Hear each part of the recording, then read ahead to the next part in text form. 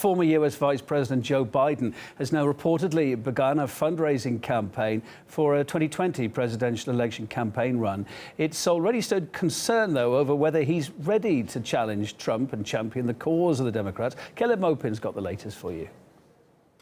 Inside the offices of the Democratic Party elite, alarm bells are going off. Why? It seems that a progressive Democratic socialist is now the frontrunner. Sanders is raising money fast, and he's got a very big base of support. But this isn't supposed to happen. The way the game is normally played, the far left is not supposed to take the nomination. Even on left-leaning MSNBC, we've got voices saying that Donald Trump is preferable to Bernie Sanders. And that's quite a statement coming from a network that often portrays the Donald like the Antichrist. I find Donald Trump reprehensible as a human being, but a socialist candidate is more dangerous to this country as far as the strength and well-being of our country than Donald Trump. But even beyond the Bernie movement, the Democratic Party seems to be pretty well shaken up. Take the case of Congresswoman Ilhan Omar. Now, the Democratic leadership, which has been pro-Israel since 1948, sees her comments as anti-Semitic.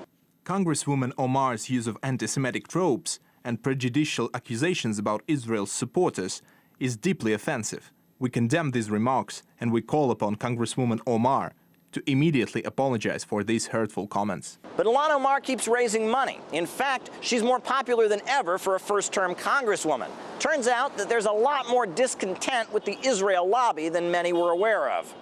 And then there's Alexandria Ocasio-Cortez, now known as AOC. She is a first-term congressional rock star, more popular and well-known than people who've been in Congress for years. But at this point, Nancy Pelosi is saying that her victory meant nothing.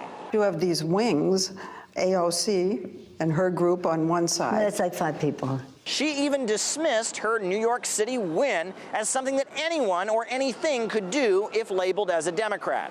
Those are districts that are solidly Democratic. This glass of water would win with a D next to its name in those districts. Here's what people in New York City told us about the ruckus inside of the Democratic battleship. Democrats need to be worried, period. We need to come together and figure out what our united missions are going to be and focus. We're too scattered, there's too many voices. There's certainly a split, popularity versus the establishment. That's the problem. Everyone is divided in all of this, and we have to learn how to band together to work this out.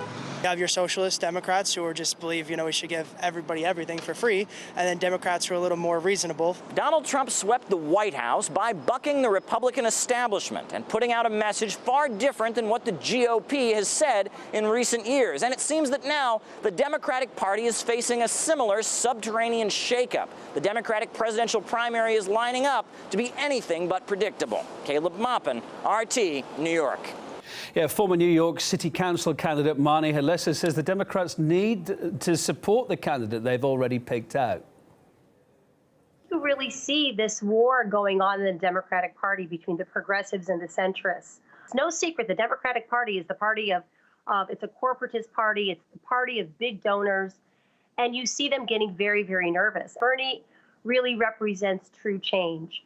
He's already the front runner. He already has the infrastructure. He's raising enough money. And he's raising enough money with small donations. And that's really, really key. It's key to campaign finance reform. The Democratic Party needs to take a hard look at itself.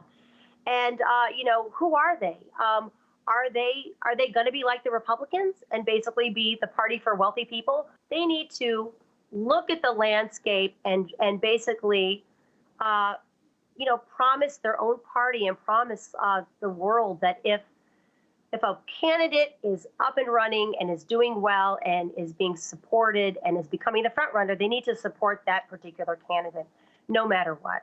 That's really what should happen.